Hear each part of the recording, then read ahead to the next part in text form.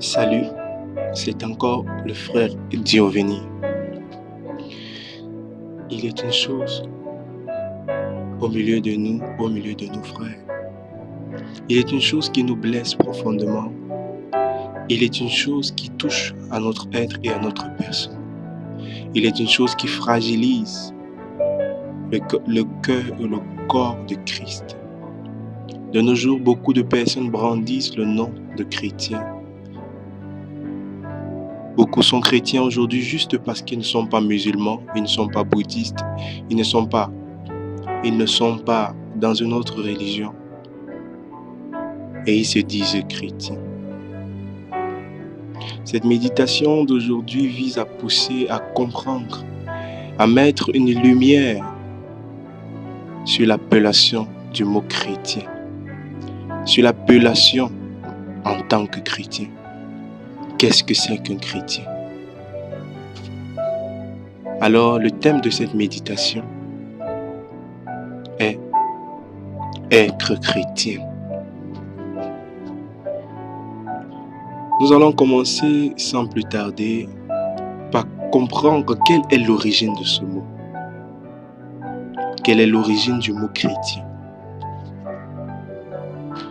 Le nom chrétien est donné à tous ceux qui acceptent de marcher comme Jésus-Christ. À tous ceux-là qui ont décidé de faire comme le Maître. Le mot chrétien est donné à tous ceux-là qui ont décidé de mettre à part le péché pour vivre dans la vérité et la sanctification, pour marcher dans la justice comme a marché le Maître Tout-Puissant. Ce nom, ce merveilleux nom, ce magnifique nom, le nom de chrétien, se retrouve dans la Bible 3 fois.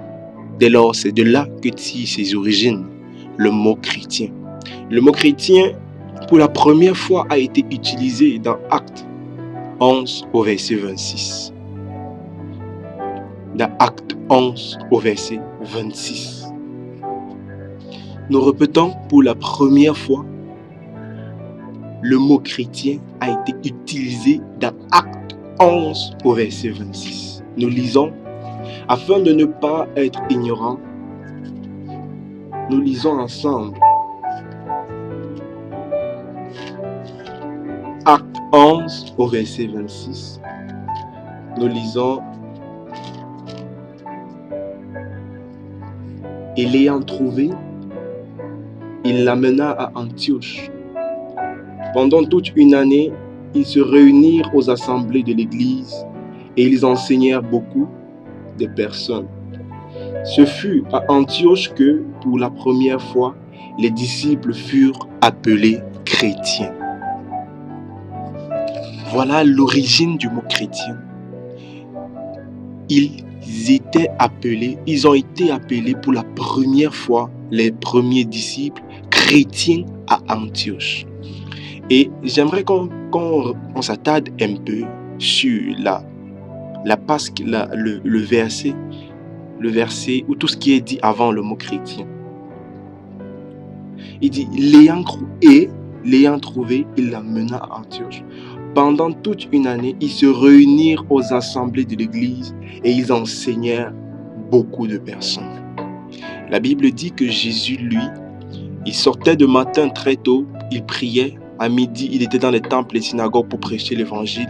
Et le soir, il allait à la prière.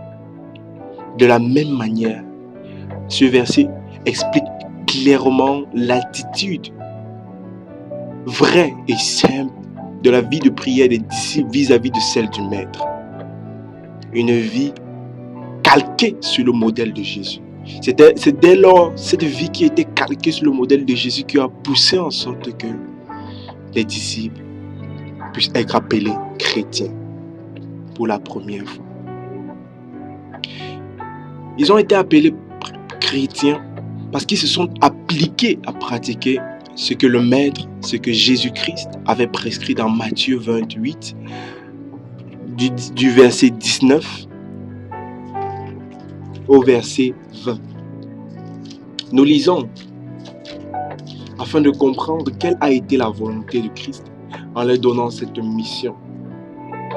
Il dit, allez, faites de toutes les nations des disciples, les baptisant au nom du Père, du Fils et du Saint-Esprit, et enseignez-leur à observer tout ce que je vous ai prescrit. Et voici, je suis avec vous tous les jours jusqu'à la fin du monde.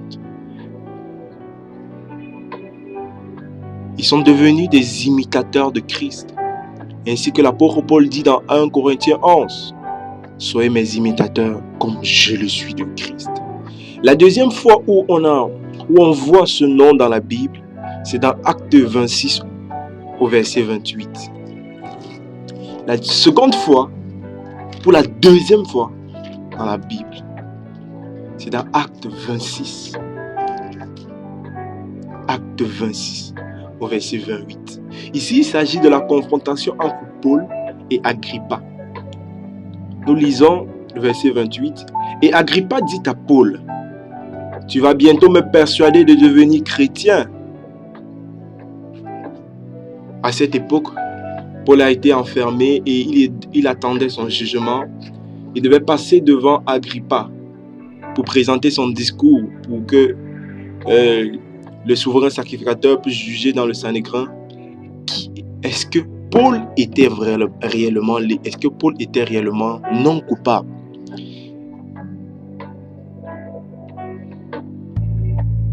Cependant, la troisième fois que l'on retrouve le mot chrétien dans la Bible, c'est dans 1 Pierre 4 au verset 14. 1 Pierre 4 au verset 14. Au verset 16, autant pour moi. 1 Pierre 4 au verset 16. Cependant, vous conviendrez avec moi qu'un chrétien est celui-là qui a accepté la doctrine, l'enseignement, et qui a accepté la doctrine et les enseignements de Christ, qui est baptisé d'eau et du Saint-Esprit, qui obéit à toute la parole de Dieu. Pour être chrétien, il nous faut d'abord croire en Christ. Marquons ici que c'est bien après le baptême dans l'eau, le baptême dans le Saint-Esprit, que les disciples, ayant manifesté l'obéissance, ayant manifesté l'image du Christ en eux, qu'ils ont été appelés chrétiens. Mais aujourd'hui, nous appelons ce mot à tort et à travers. Nous ne reconnaissons pas quel est le privilège de porter ce nom. Ce nom n'est pas destiné à tous ceux-là qui font parole d'être chrétien. Non. Voyons maintenant quelles sont quelques conditions pratiques. Qu'est-ce qu'il faut pour être chrétien? La première étape pour être chrétien, il faut d'abord croire au Seigneur Jésus. D'abord croire en l'Évangile. Croire que Jésus est le seul médiateur entre le Père et toi. Croire que Jésus-Christ est venu. Il est allé, il est mort à la croix à cause de tes péchés. Que le châtiment qui devait apporter la paix sur la terre est tombé sur lui. Car le salaire du péché, c'est la mort. Et il est mort. Et en sa mort, il a emporté avec lui tes péchés. Et quand il est mort, il est revenu à la vie. Il est ressuscité. Et il est ressuscité avec toi pour t'amener à vivre une vie nouvelle. La vie de Dieu. Retenez que croire, c'est prendre pour vrai. C'est tenir quelque chose pour véritable. C'est avoir une foi et recevoir avec soumission d'esprit tout ce qu'on dit. Selon que la Bible nous dit dans Acte 2, du verset 41 au verset 42. Croire, c'est prendre pour vrai. Croire, c'est prendre pour vrai. C'est prendre pour vrai. Croire, c'est prendre pour vrai. Croire en Christ, c'est prendre pour vrai tout ce que Christ a dit. C'est prendre pour vrai tout ce qu'il a dit. Mais comment prendrons-nous pour vrai ce qu'on ne connaît pas? il faudrait d'abord le connaître. Il faudrait d'abord connaître ce qu'il a dit. Il a dit, venez à moi. Vous tous qui êtes fatigués et chargés, et je vous donnerai du repos. Il a dit, on ne m'ôte pas ma vie, mais je la donne. Et il a donné sa vie pour toi et pour moi. On ne peut pas croire en quelqu'un qu'on ne connaît pas. Un chrétien connaît Christ, non pas comme la religion l'a montré, non pas comme un homme, même pas comme un homme le lui a montré, non. Mais il connaît Christ. Comme Christ lui-même s'est fait connaître à lui. Selon que la Bible nous dit dans Matthieu 11, au verset 27.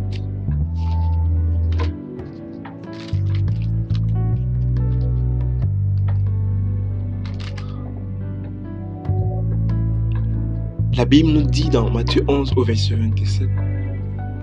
Toute chose m'a été donnée par mon Père et personne ne connaît le Fils si ce n'est le Père. Personne ne connaît le Père si ce n'est le Fils et celui à qui le Fils veut le révéler. Connaître Christ. Christ est le Messie, le Sauveur promis par Dieu dans Isaïe 11 du verset 1 au verset 9. Christ est le Sauveur. Il est l'admirable conseiller. Il est l'éternelle ma justice. Il est l'agneau de Dieu. Il est l'agneau qui ôte le péché du monde. Christ est la réponse de Dieu à tous les besoins de l'humanité.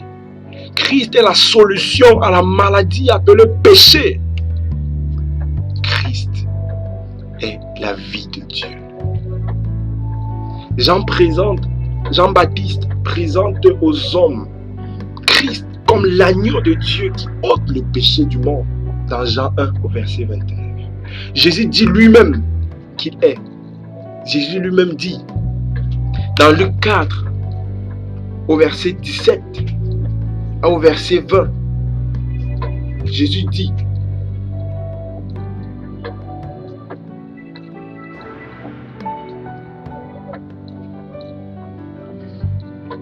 et on lui remit le livre du prophète Isaïe. L'ayant déroulé, il trouva l'endroit où il est écrit: l'Esprit du Seigneur est sur moi, parce qu'il m'a oint pour annoncer une bonne nouvelle aux pauvres. Jésus est loin de l'Éternel qui a été oint pour annoncer une bonne nouvelle aux pauvres. Envoyé pour guérir ceux qui ont le cœur brisé, pour proclamer aux captifs la délivrance et aux aveugles le recouvrement de la vue, pour renvoyer libres les opprimés. Jésus est la solution, le remède à nous. Il est le remède à la maladie appelée le péché. Il est le remède. Il est la solution. Jean 10 au verset 15 nous dit: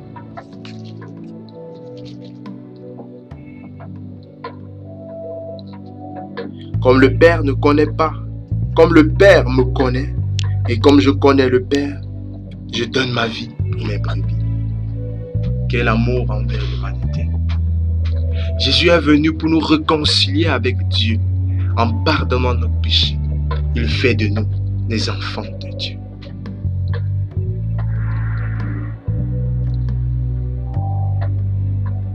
Croire en Jésus-Christ nécessite de le connaître. T'es-tu posé cette question?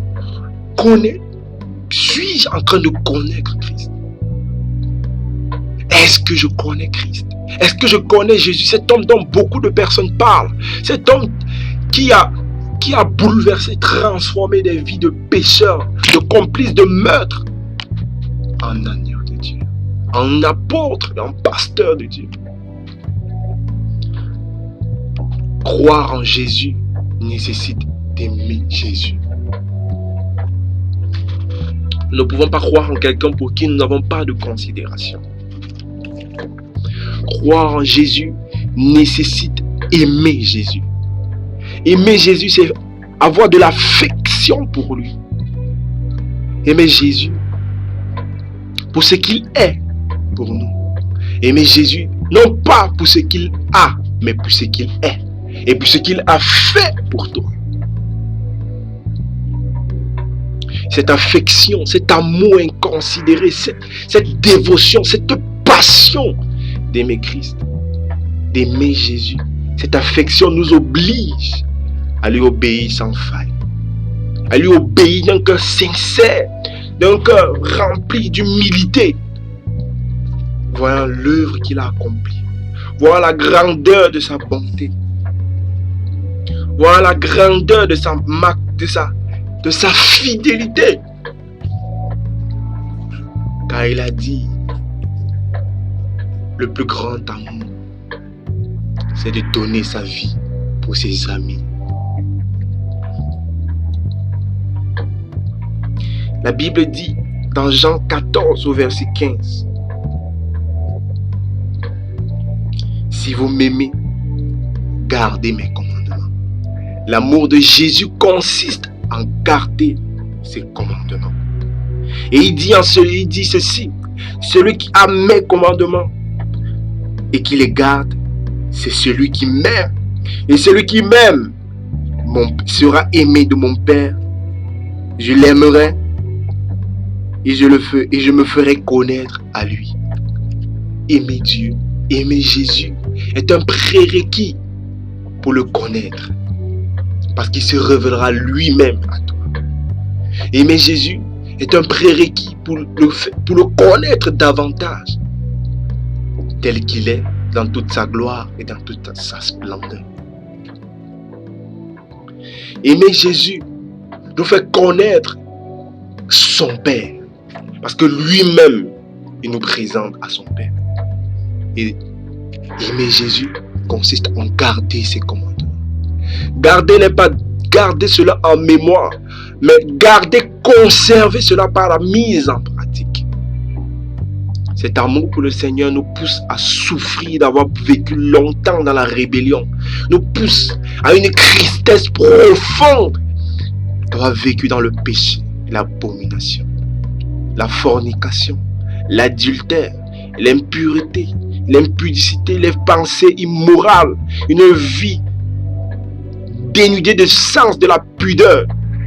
Cet amour nous pousse à une tristesse profonde d'avoir perdu autant de temps dans le péché, dans l'ignorance et dans l'inconscience de ce monde, dans l'ignorance et dans cette vie vaine qui conduit à la mort. Notre amour vient en réponse à la gloire, vient en réponse à son amour pour nous, à son sacrifice, au prix payé pour nous. Cette prise de conscience nous pousse à la repentance et à la conversion pour aboutir à la nouvelle naissance, selon Jean 3, au verset 5. Cette prise de conscience nous pousse à changer de mentalité, à changer de comportement. Alors, j'aimerais te poser une question. Es-tu chrétien? Mets-tu en pratique la parole de Dieu? Ne te bornes-tu pas seulement à l'écouter? Mets-tu en pratique les conseils et les commandements du Tout-Puissant? Aimes-tu Jésus? Sais-tu quel est le prix payé pour ta rédemption? Le prix payé pour ton rachat et pour ta vie sur cette terre? Alors, bien-aimé, si tu ne l'as pas encore reçu, l'occasion s'offre à toi. Humilie-toi et répands-toi, car le salaire du péché, c'est la mort. Voici Jésus te tend la main et t'offre l'occasion de revenir, car lui, il a porté pour toi le prix de ton péché. Alors humilie-toi devant ton Seigneur. Reconnais que tu es pécheur, reconnais que tu as péché, reconnais que tu as failli et reviens à ton Père. Reviens à ton Créateur comme l'enfant prodigue et humilie-toi et il te pardonnera. Crois seulement et tu verras la gloire de Dieu. Être chrétien, c'est ne pas seulement dire de bouche que je suis chrétien, mais c'est d'être passé par les 3 étapes. Par conversion, la repentance et la conversion. Car tout homme ont péché et sont privés de la gloire de Dieu. Si nous disons que nous n'avons pas péché, nous traitons Dieu de menteur. Or, que tout homme soit trouvé menteur et que Dieu soit trouvé seul juste et vrai. Passer par le baptême d'eau. Le baptême qui est la prise de conscience. Qui est cette prise de conscience. Être chrétien nécessite d'être baptisé du Saint-Esprit. Car nous avons vu que c'est bien après, c'est bien longtemps après la venue du Saint-Esprit, le baptême de Jean, le baptême du Christ, le baptême. Et après avoir vu les œuvres de Christ au travers d'eux, qu'on les a appelés chrétiens. Alors, examine ta vie, examine-toi et pose-toi cette question. Suis-je réellement chrétien? Suis-je baptisé? Suis-je engagé? Suis-je réellement converti? Est-ce que ma vie a changé depuis que j'ai accepté Jésus dans ma vie? Est-ce qu'on a constaté ce changement? Est-ce qu'on a constaté cet amour particulier pour le Christ, cette connaissance, cette soif de lire la Bible pour connaître qui est Jésus-Christ? Nous reviendrons plus en détail dans les prochaines sessions de méditation pour parler du baptême d'eau, pour parler du baptême dans le Saint-Esprit et des éléments fondamentaux de la vie chrétienne. Alors que le Seigneur te bénisse par cette nuit, que la grâce de cette parole te couvre abondamment et que le Seigneur te bénisse au nom du Seigneur Jésus-Christ. Amen.